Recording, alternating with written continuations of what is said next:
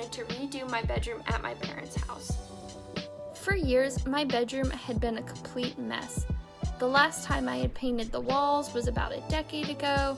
None of the furniture really went together. I was really ready for something new. Now here's the twist. I decided that I was going to thrift everything. I had a reason for wanting to stick to this theme. A few reasons, actually. One, I'm a college student.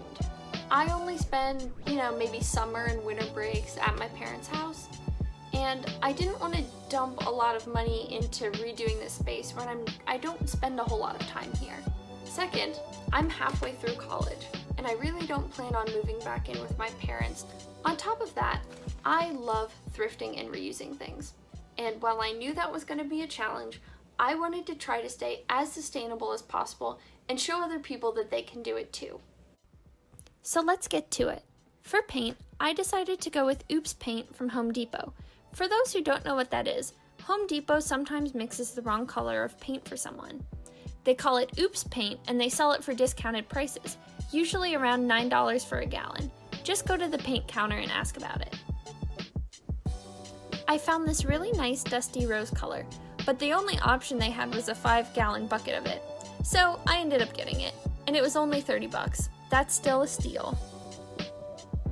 Just a note, I decided to skip on repainting the ceiling to save time and money.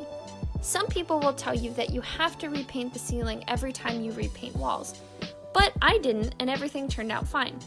And even though you can get a can of ceiling paint for $15 or so, it would have broken my thrifting theme.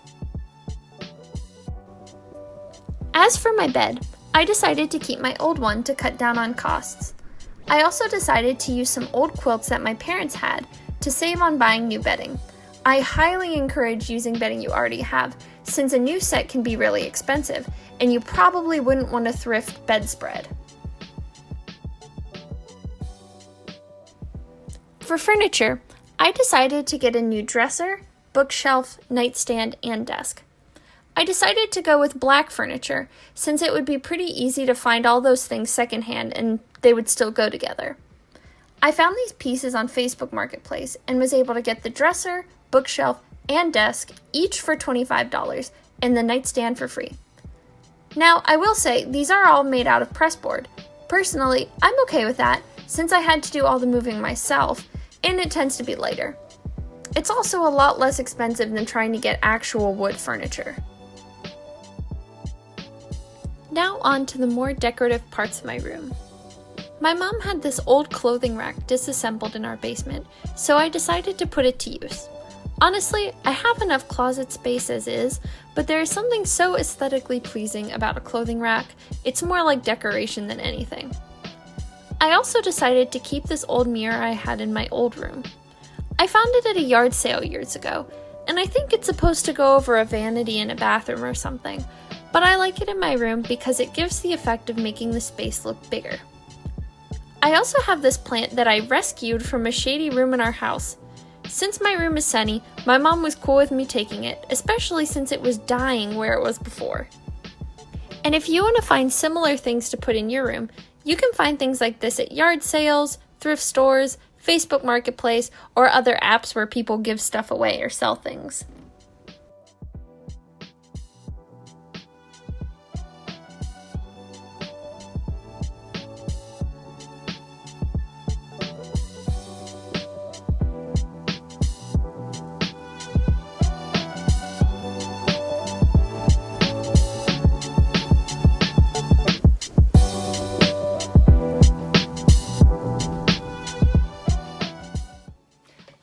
Happy with how the room turned out, and in the end, I only spent about $125. I do have some takeaways that I'd like to share with other people who want to do similar projects. My first tip would be, use what you already have, and try to keep those things in mind when deciding on your final design. For example, I decided to stick with my old bed because getting a new bed would have just blown my budget.